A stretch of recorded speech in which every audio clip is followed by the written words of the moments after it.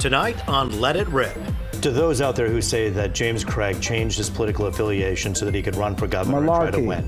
I didn't get into this just for what reason.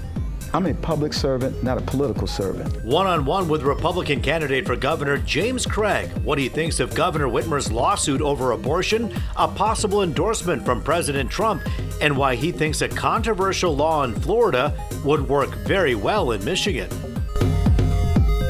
Time now to Let It Rip. We're doing things a bit differently tonight as we welcome former Detroit police chief and now Republican candidate for Michigan Governor James Craig to the table today. Thanks for joining us. Always good to see you.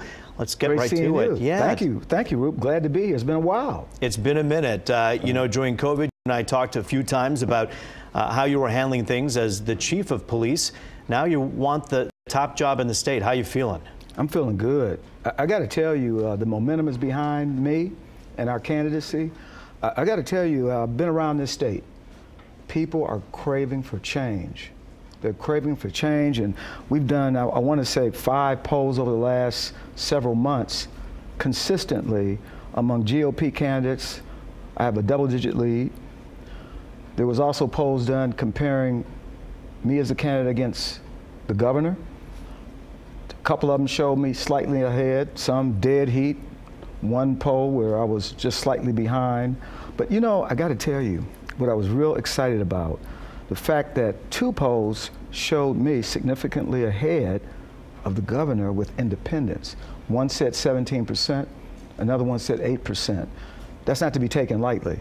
But let's talk about numbers for a moment, because the polls say one thing, and the most important number right now that I know you and your campaign want to keep track of are the numbers that you have to get in terms of signatures. There has been talk that there's been somewhat of an uphill battle, a struggle to get the 15,000 signatures you need to get on the ballot. Is that true? No, it's not true. We're moving forward. In fact, we have a full team out as we speak, gathering signatures. I would tell you, they call this a blood sport. You know, 1 minute, the chief is out of the campaign. He stopped. He quit. The campaign's been disrupted. It's not working out real well. And so now they're putting information out about petitions. Look, I'm the leader. Are you close to the 15,000 signatures? Very close. Very close.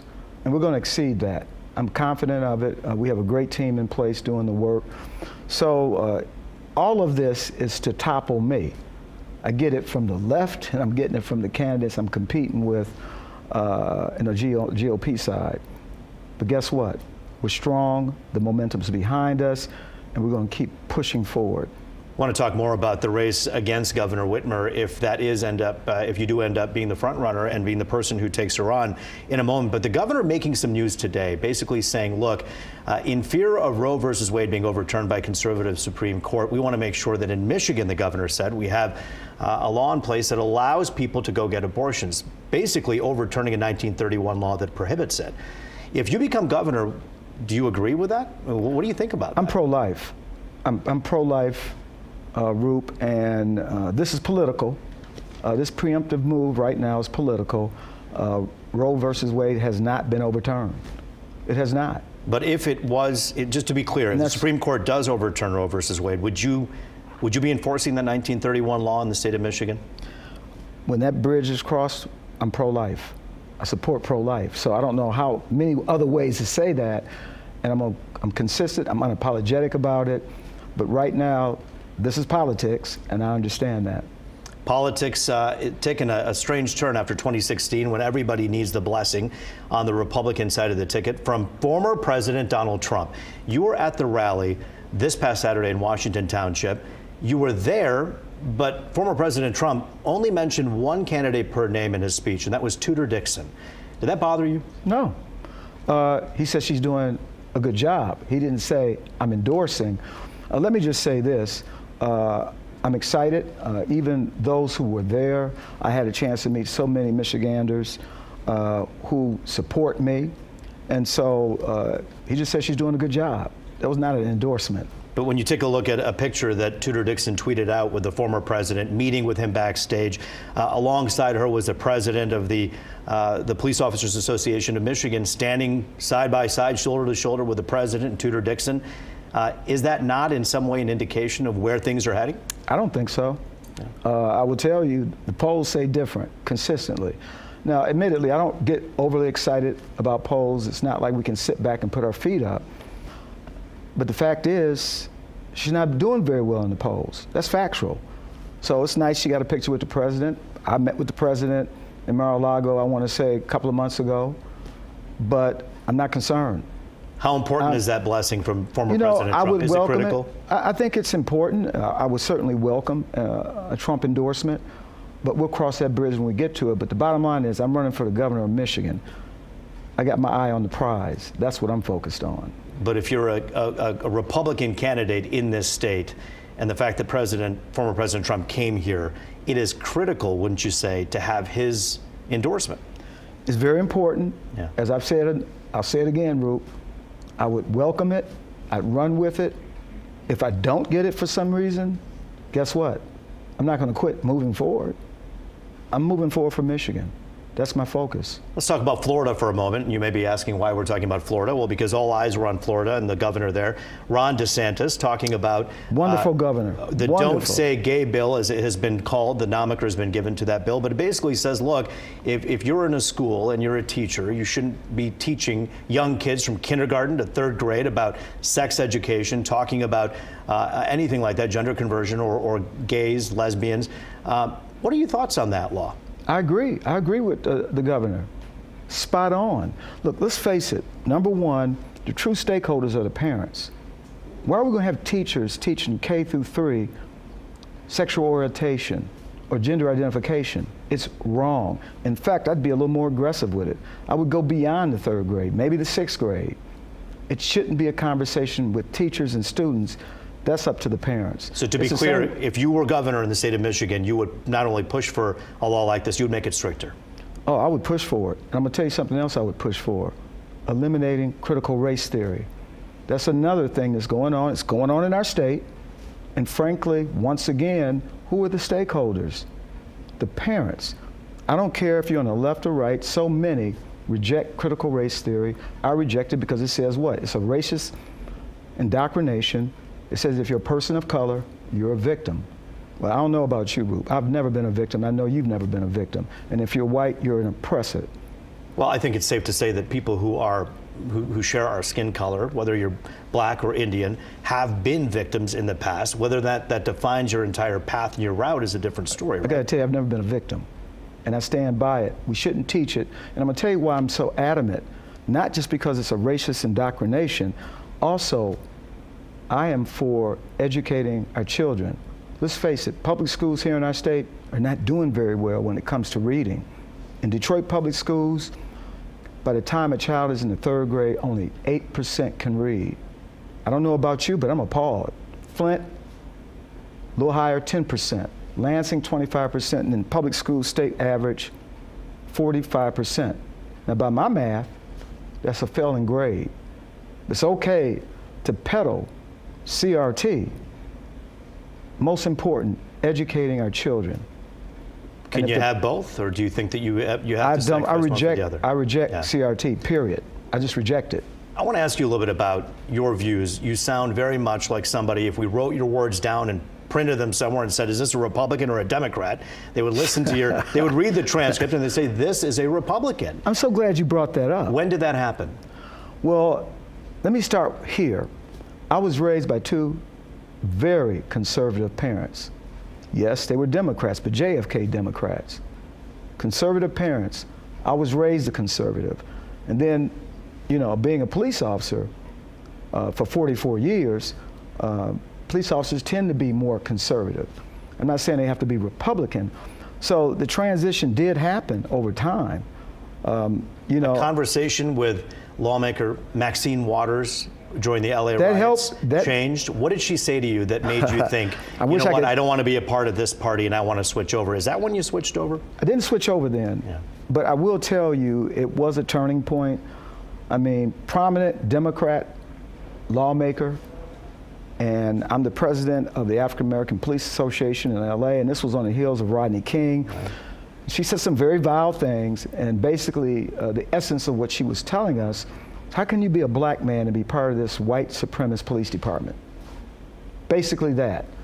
And I ended the meeting, I've always been a decision maker. I ended the meeting, but I never forgot, and it was troubling. But as time continued to go on, I recognized truly a lifelong conservative, and so eventually I transitioned to as a Republican. To those out there who say that James Craig changed his political affiliation so that he could run for governor and try to win. Not true. Not true. I didn't get into this just for what reason?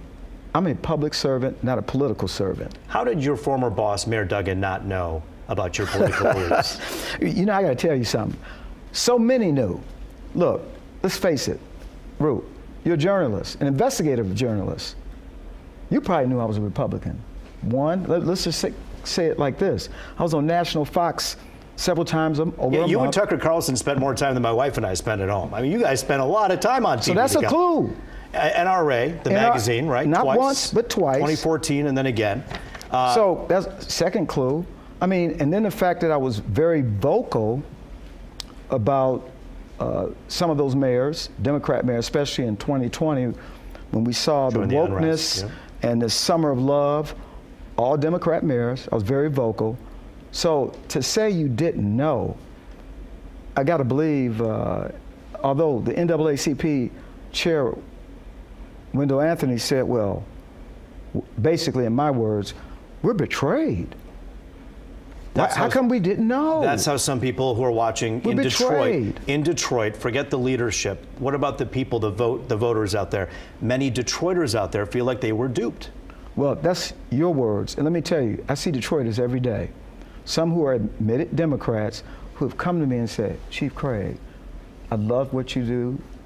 You were transparent. I'm voting for you. And looking around, of course, some have been more aggressive about it. So any suggestion, people have not forgotten. You know, as a police chief, you know, you're apolitical. I was conservative. As a governor, you're not going to be. No, well, I'm going to be a public servant, not a political servant.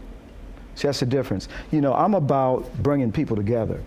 What's in the best interest of Michigan? As you probably know, several weeks ago, maybe 3 weeks ago now, I recommended, you know, we're in crisis. Sure. I says, hey, why don't we do something that we can control? How about we suspend the state gas tax so we can give relief to Michiganders? This is not a Republican issue.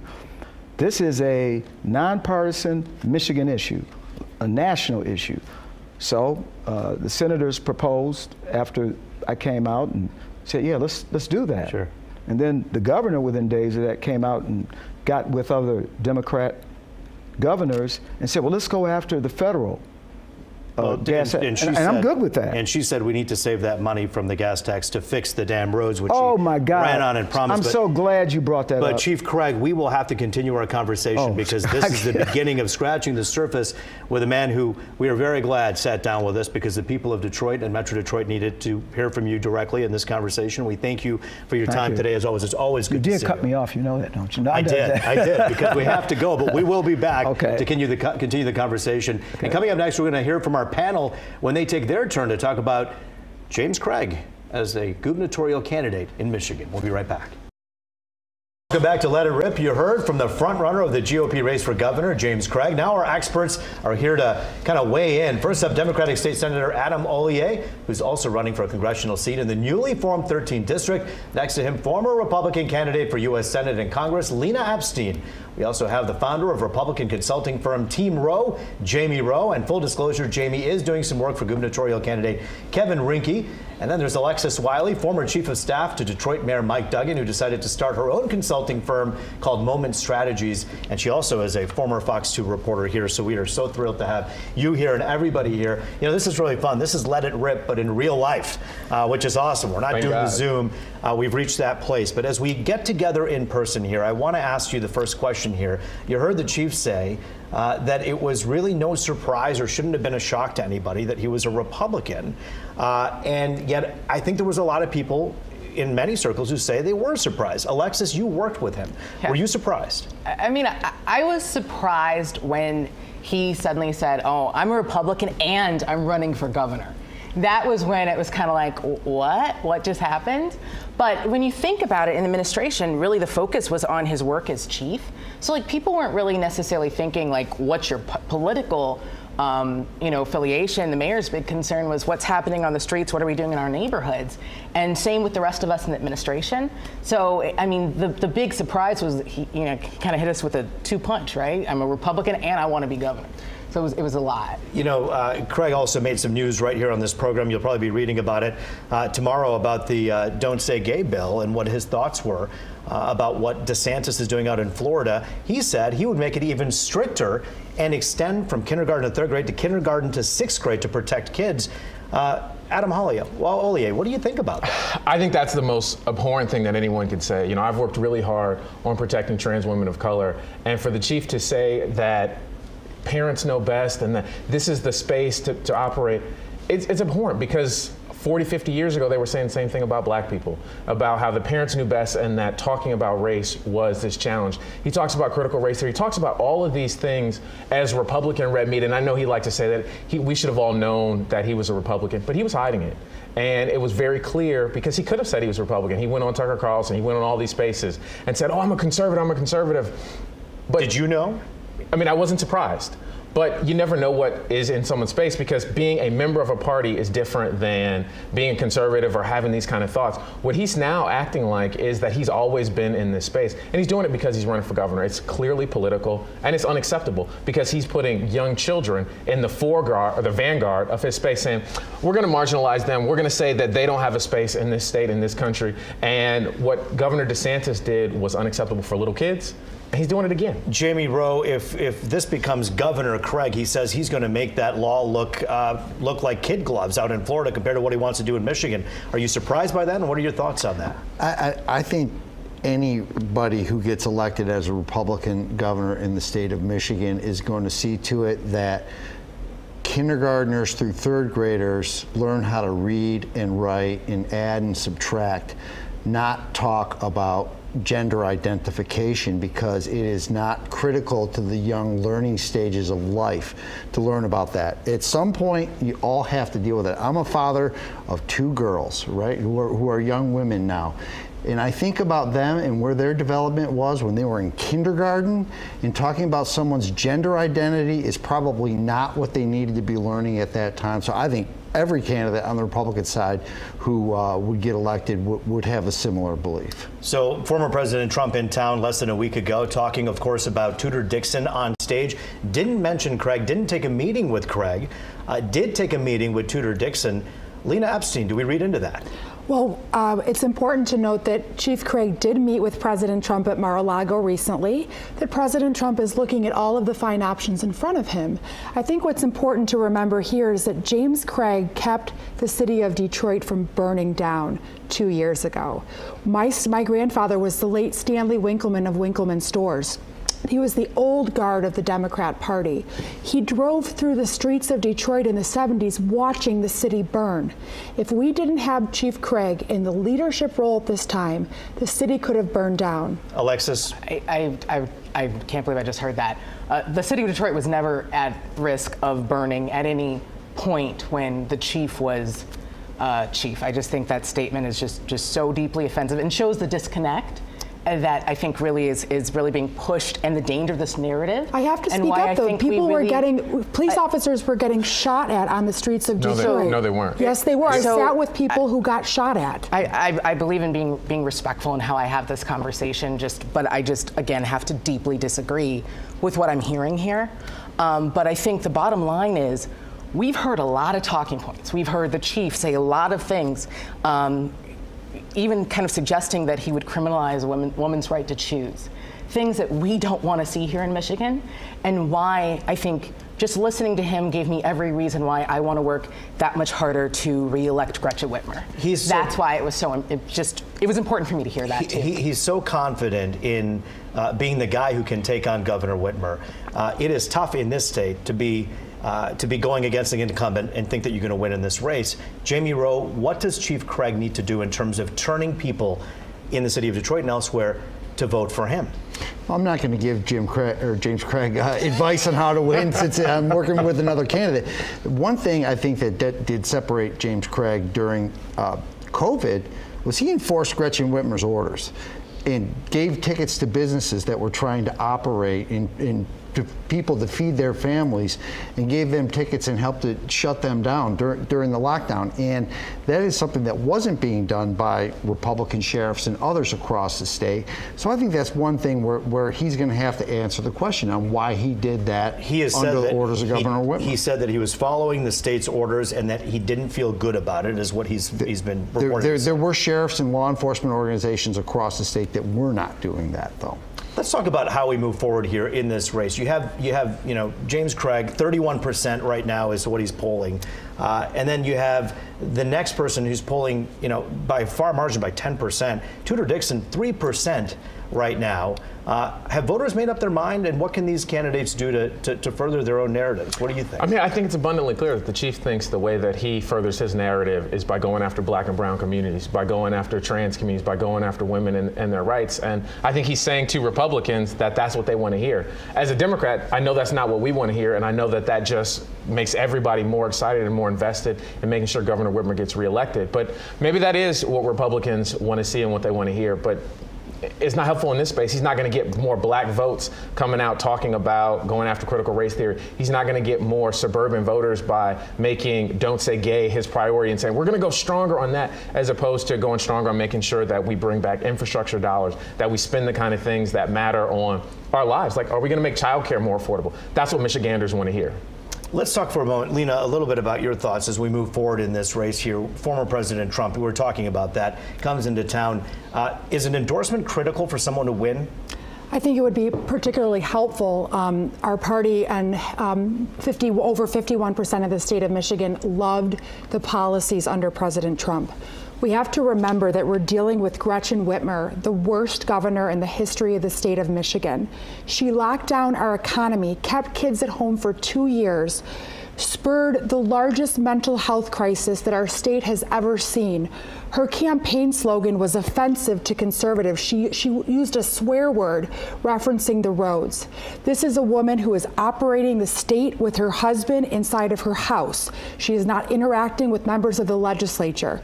It is critical, outside of partisan lines, that the real leader emerge here and finally bring our state back. This is a governor who has no understanding of how to run a business. We are business owners here. We understand the art of hiring, firing, culture. And she has operated in a box. She will go, and we will defeat her. When you look at what Governor Whitmer did, and you named all the issues that people had, the pain, the businesses, all that stuff, did COVID do that, or did the governor do that? I think what Gretchen Whitmer was trying to pander to the Democrat elite in Washington, and she was using more political science than actual science. As conservatives, we've looked for ways to stay in business, to grow the gross domestic product at a time when people are hurting. So I think Adam, do you agree with that? Do you think the governor was doing that? No, I mean, the governor was listening to science. I mean, you had Dr. Joneigh Calhoun, who is a medical doctor, making decisions. You had, and that's juxtaposed to the president, who was like, science, no, vaccines, no, drink Clorox. That's what we were hearing from the president. And for someone to say that the governor was using swear words in comparison to President Trump, who says the most abhorrent things that we're talking about, like, I don't know how you say, yeah, he's fine, this is our leader, and the governor is the one who's out of bounds. And I think to blame the governor when, at the end of the day, I live in Detroit. COVID killed people. People we knew, people I know died.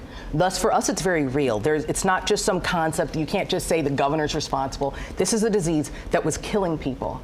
And we needed a governor who was going to step up and do what it took to actually keep people safe so that we could be where we are now, so we could be thinking about a rebound, moving forward, businesses growing, communities growing, investment happening. Governor Whitmer plays a huge role in that. We've got to give her credit for that. Unless you lived in a nursing home and the governor sent COVID positive patients into a nursing home where they were among the most vulnerable. My father was sent as a COVID patient. This is not New York. That's not what happened. It's worse than New York, Adam. The numbers are worse. There are going to be a lot of opportunities for COVID to take center stage and how it was handled in this governor's race. And we're going to continue to talk about this when we have final thoughts from all of our panelists right here on Let It Rip. Final thoughts. Let's go to Adam. This election is going to come down to who cares most about Michigan families, and that's not the chief. Jamie? this election is going to come down to who cares most about Michigan families. And every one of the Republicans is better than that, but I urge everyone to check out Kevin Rinke. Lena? Chief Craig is an outstanding leader that will do a fine job bringing both sides together, Democrats and Republicans, to bring Michigan to its brightest days ahead. Alexis? We need to work as hard as possible to re-elect Gretchen Whitmer. That's it. Well, this is all ultimately going to be decided by everybody on the other side of that camera, and we're going to be having a great conversation next week coming up with Tudor Dixon, as she'll join us on Let It Rip. We look forward to that, and we thank you for joining us on Let It Rip. That does it for this edition.